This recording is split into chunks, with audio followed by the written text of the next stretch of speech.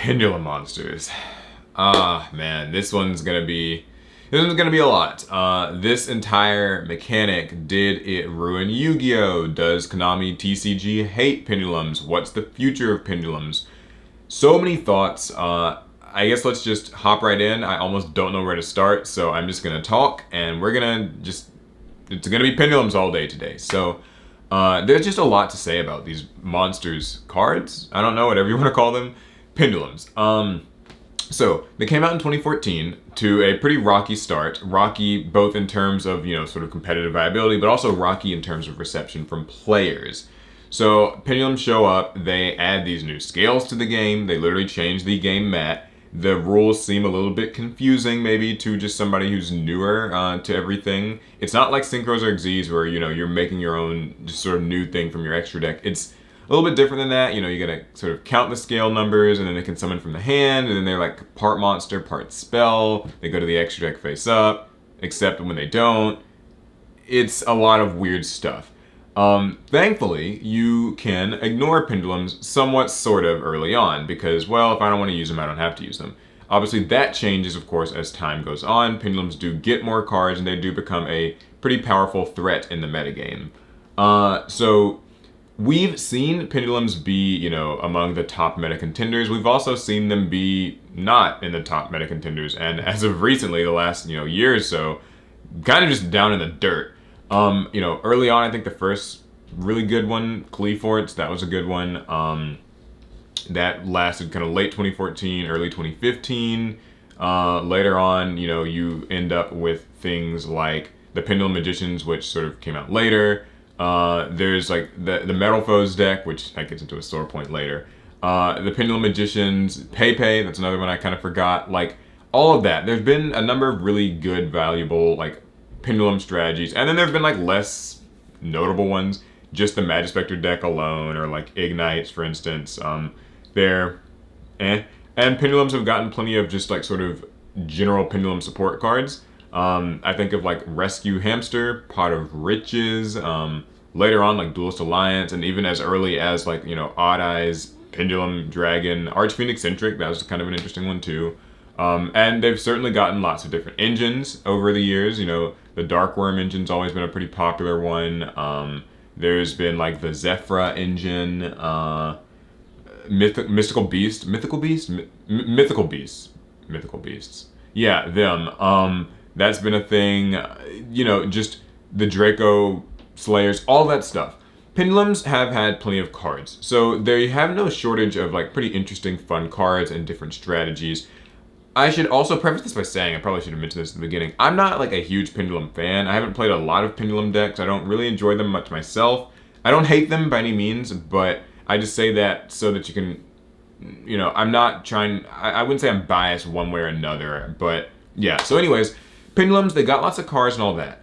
So where did it go wrong? Like, what caused Konami to seemingly despise this concept, at least Konami in America? So, Master Rule 4, I think, kind of was the beginning of the end for pendulums. Link monsters show up. You can only summon 2 zones that link monsters point to outside of the 1 extra monster zone that you get, and this causes a lot of issues for plenty of decks. It sort of hurt Xyz and Synchros in the process, but it certainly made pendulums really awkward because now, in addition to the scale commitment that pendulums have, and that's an issue that I'll talk about in a second, but in addition to the scale commitment that pendulums have, they also now have to, try to summon a link monster and then get, like the open zones. And so early on, they kind of had it rough. They could certainly do it, but they had it rough. This is all until Heavymetalfoes Electrumite shows up. So this card changed everything for pendulums. Electrumite is extremely powerful. It lets you toolbox pendulum monsters straight from your deck. It lets you draw cards. It lets you trigger effects. You combine it with the power of the Pendulum Magician cards that had debuted right around Electrumite's release. You can trigger all those effects. It works super well with Astrograph and Chronograph Sorcerer. It works well with Pendulum Call and just the general Magician strat. Somewhat, sort of, you can really destroy them. But you know what I mean? Like, there's a lot of synergy there. And it all exists, and it all works, and it makes Electrumite an extremely valuable card. So valuable, in fact, that it did eventually get limited. The limit, I think, made sense. Having 3 Electrumite could lead to some pretty nutty plays, especially when Firewall was around. But even afterwards, it's just, you know, the idea that you can go through multiple Electrumite since it doesn't have a hard once per turn on every effect but the draw. So, yeah.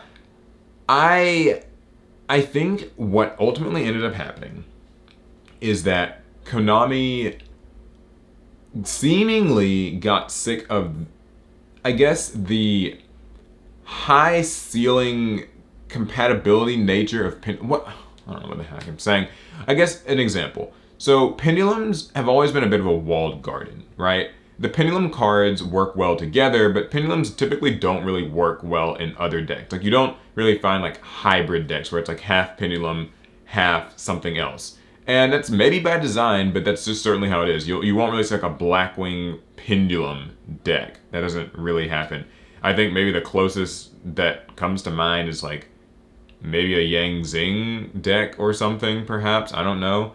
But yeah, so all the pendulum cards work really well together. You've got, you know, your isolated support cards, your Duelist Alliance, your Wavering Eyes, all the other stuff I mentioned earlier. And you've got just your general pendulum monsters that work really well and provide you with scales and provide you with everything like that.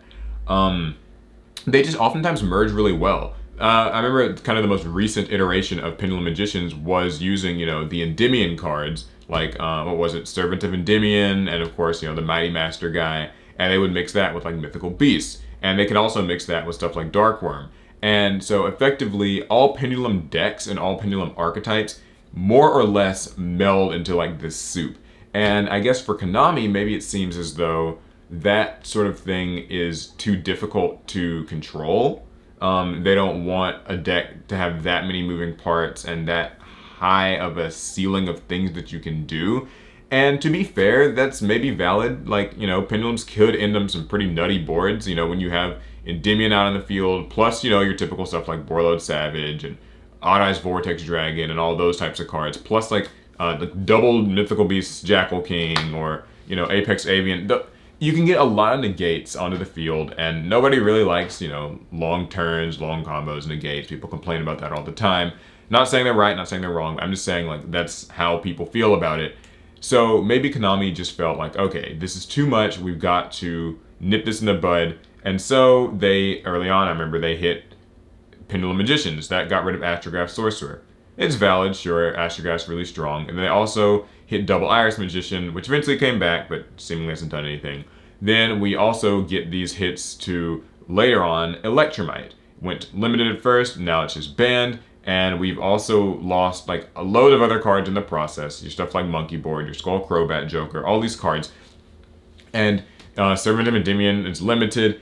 It feels to me like Konami is in this situation where they have to hit at so many cards, because if you leave anything there, it opens up, I guess, abuse. And it's actually kind of interesting to me that, you know, even with Metalfoes getting more support in Blazing Vortex, they didn't unlimit, or they didn't like limit or bring to one or whatever Electrumite. I thought that was going to happen, but they still seem like they're steadfastly against Pendulum being a playable thing.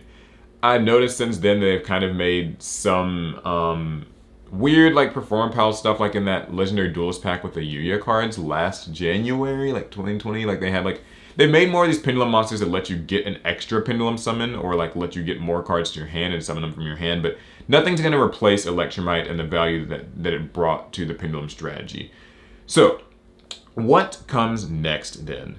We've seen Konami release sparse bits of Pendulum support. Sometimes they'll import something into a set. It's usually the weird Pendulum stuff. There's been like, you know, those weird joke cards like Ghost Beef and Mild Turkey, but also just like with the weird ones that have like those dice effects. I don't remember their names are, and it doesn't really matter. They don't get played. They'll release like random one-off Pendulum cards, but nothing that really helps. Right now we have the Do-Re-Mi chord, or Do-Re-Mi chord monsters. Those are coming out pretty soon in Ancient Guardians. They look interesting, but again, without Electrumite, it just kind of seems like, I don't know how good that strategy can be. We got some recent Lightning Overdrive reveals of a new Psy something Pendulum Monster. I don't remember its name, but it seems pretty neat.